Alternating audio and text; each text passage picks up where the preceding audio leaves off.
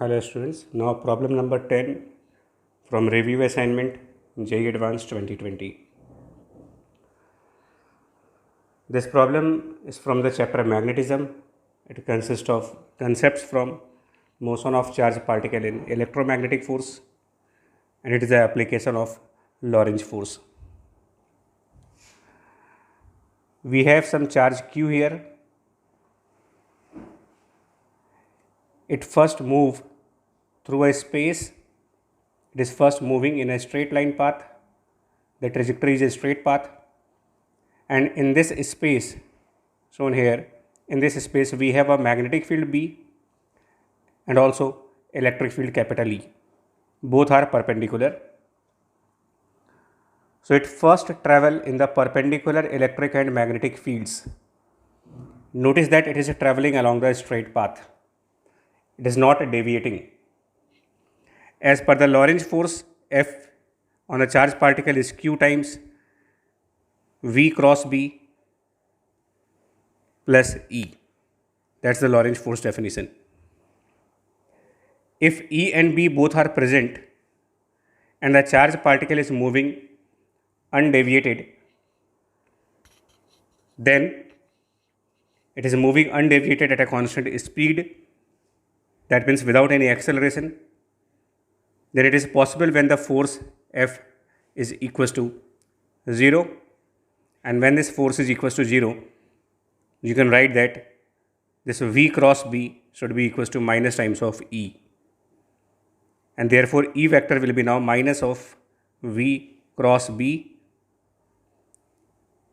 and therefore magnitude of E should be VB sine of theta, where theta is the angle between V and B.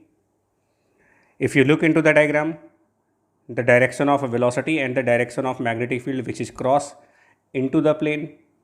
So direction of magnetic field and direction of velocity, they are perpendicular.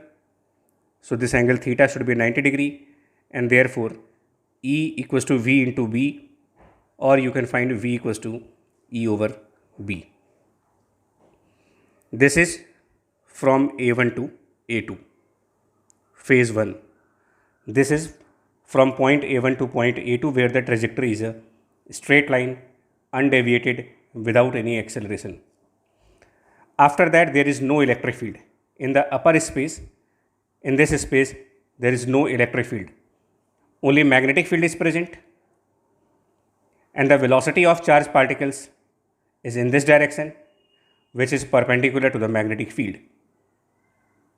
Since there is no electric field and initial velocity is perpendicular to the magnetic field, the trajectory followed by the charged particles is a circle.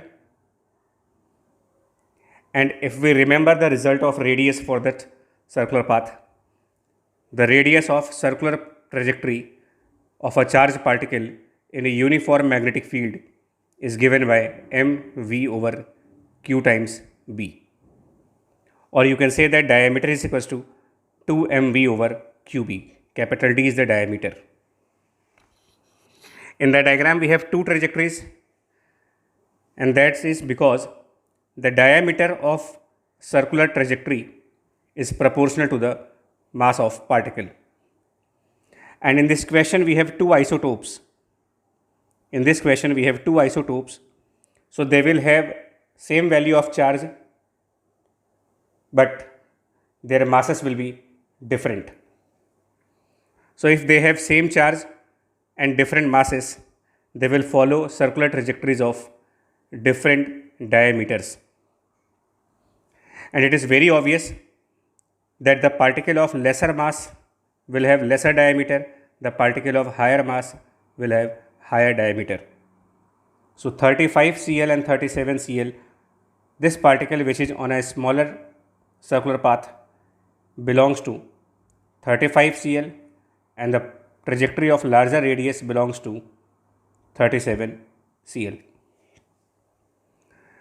Now from here you can write that m is qb times diameter over twice of v, and then we can also write that delta m, which is the difference in the mass of two particles, delta m, which is the difference in mass of two particles, is QB, difference in their diameters, difference in the diameters of their circular trajectories by 2, and this V can be replaced by E over B. And notice that the difference in the diameter of their circular trajectories is given as delta x.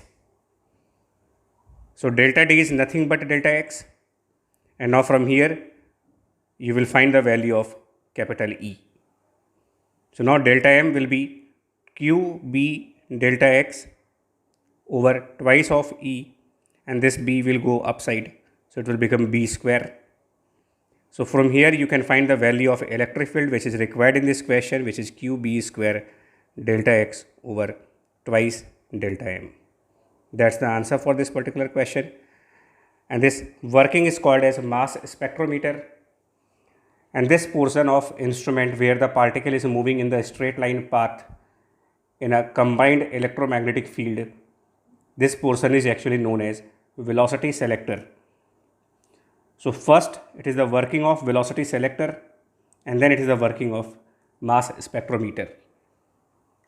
So this was 11th question from the review assignment, JEE Advanced 2020. 4 remaining.